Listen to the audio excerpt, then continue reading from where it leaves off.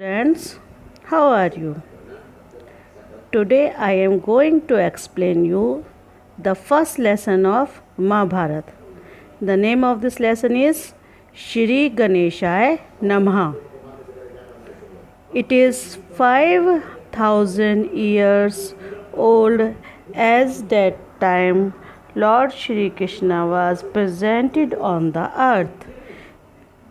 Then there was the king of Bharatvansh, महाराजा शांतनु. जब श्री कृष्ण ने धरती पर जन्म लिया था तब भारतवंशों में एक राजा थे, उनका नाम था Shantanu.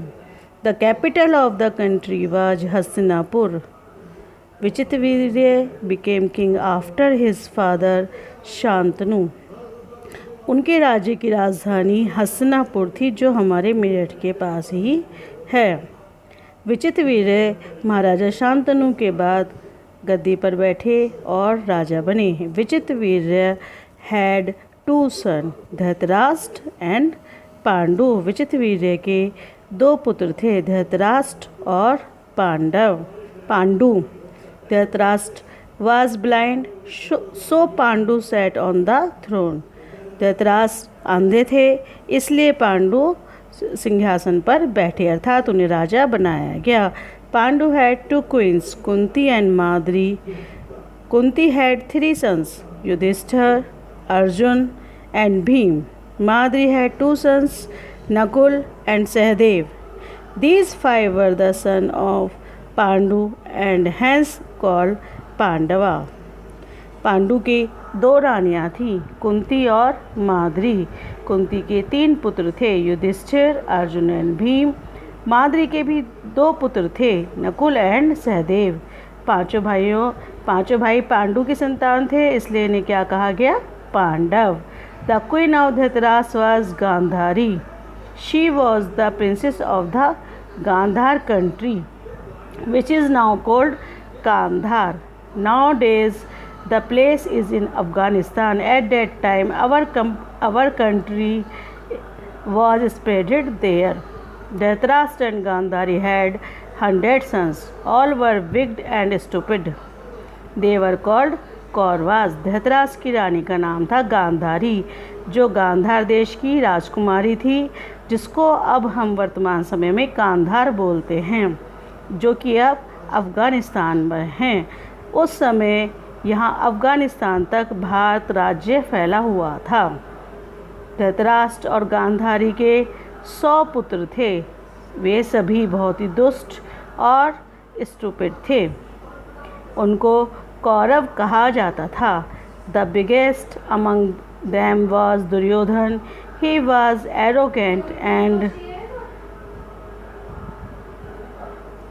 used to feel jealousy a lot with the Pandavas. उनमें जो सबसे बड़ा था दुर्योधन, वह बहुत ही ज़्यादा घमंडी और पांडवों से ईर्ष्या करने वाला था.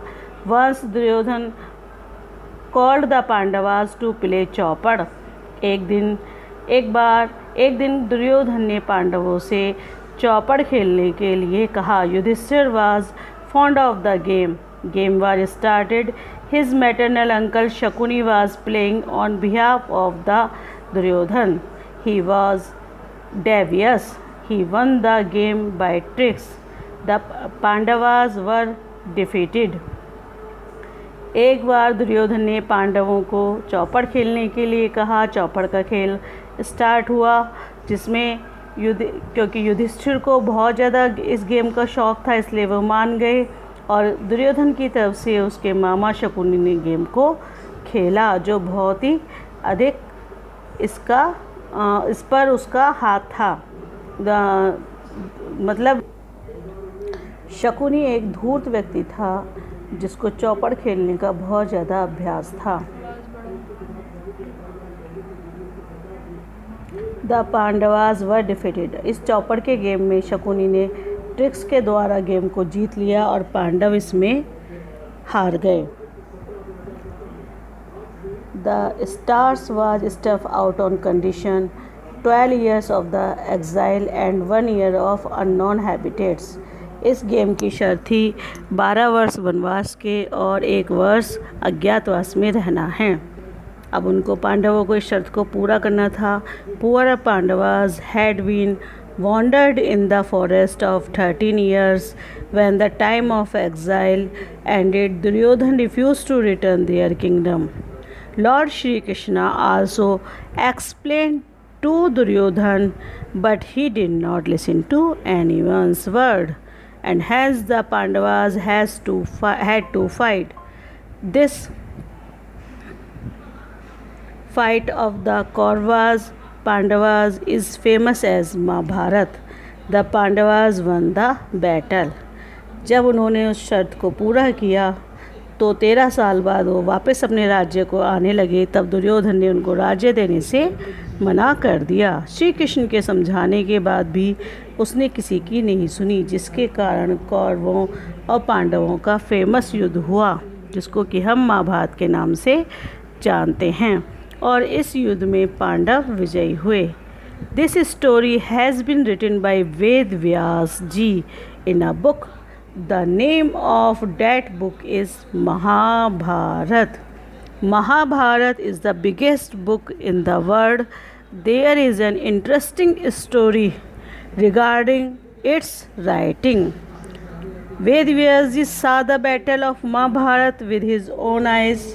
He wanted to write it as a book, but the task was not easy.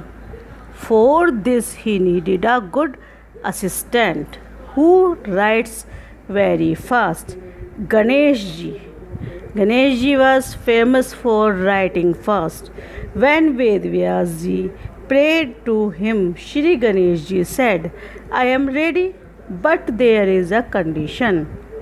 If I start writing, I will not stop during writing. If you stop speaking and I had to stop writing, then my pen would stop forever. Vyasji was intelligent. He said, I am ready, but one condition is mine too. Write only if you understand the meaning of each verse properly.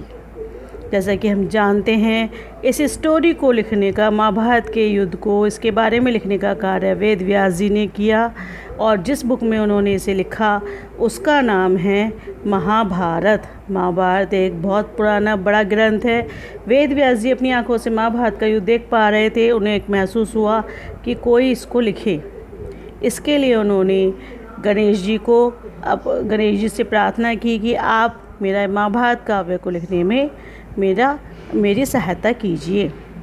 Ganesh ji ने भी एक शर्त रखी, अगर आपने बोलना बंद किया और मेरा पेन एक बार रुक गया तो मैं दोबारा पेन नहीं उठाऊंगा। वेद व्यास जी भी बहुत बुद्धिमान थे। उन्होंने भी कहा कि आप जो भी कुछ लिखेंगे वो सोच समझकर ही लिखेंगे।